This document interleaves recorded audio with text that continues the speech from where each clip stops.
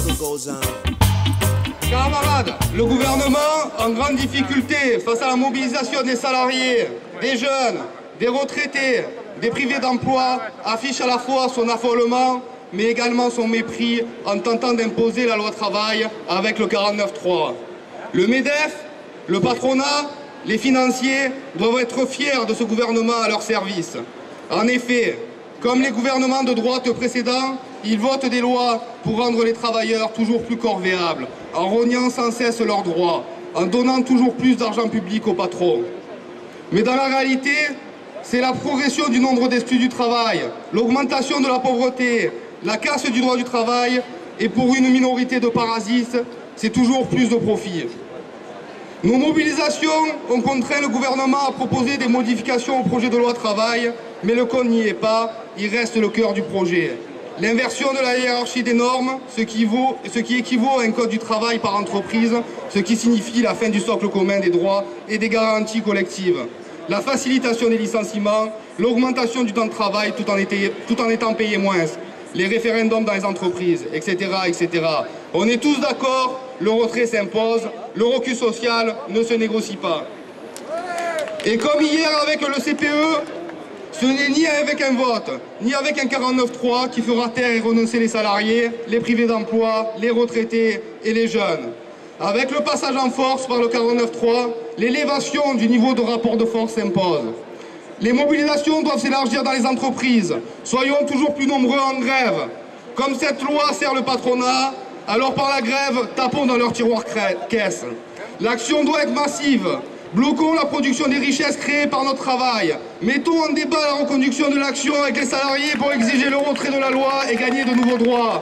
Dans chaque entreprise, collectivité, service, organisons la grève autour des enjeux. Décidons des revendications pour améliorer nos droits et libertés, pour augmenter les salaires, pour réduire le temps de travail.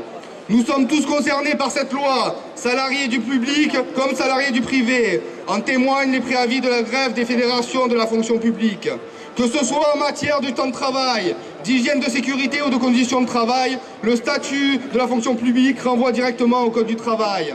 L'article 22 de cette loi prévoit la mise en place du compte personnel d'activité dans la fonction publique, ce qui autorise le gouvernement à procéder par ordonnance pour instaurer l'individualisation des droits. L'instauration du CPA achèverait le statut de la fonction publique déjà mise à mal par les lois et réformes précédentes. En ce qui concerne la CGT, et parfois de façon unitaire, de nombreux syndicats et secteurs professionnels intensifient l'action gréviste. C'est le cas notamment, par exemple, dans la chimie, dans le transport, dans l'agroalimentaire, dans la filière portuaire, chez les cheminots, dans le nettoyage, le spectacle, les postes et télécommunications, l'énergie et la presse, auxquels nous devons rajouter les nombreux préavis de grève et arrêt de travail pour le 17 et le 19 mai. Camarades, nous allons gagner!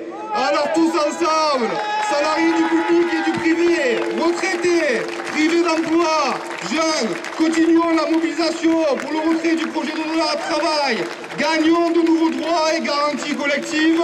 Retrouvons-nous tous dans les manifestations de mardi 17 mai et jeudi 19 mai, 10h30 au Vieux-Port, et dans toutes les initiatives et actions qui seront décidées.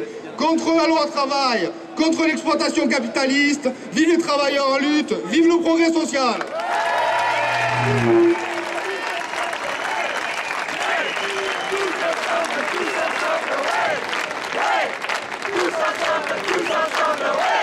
Camarades,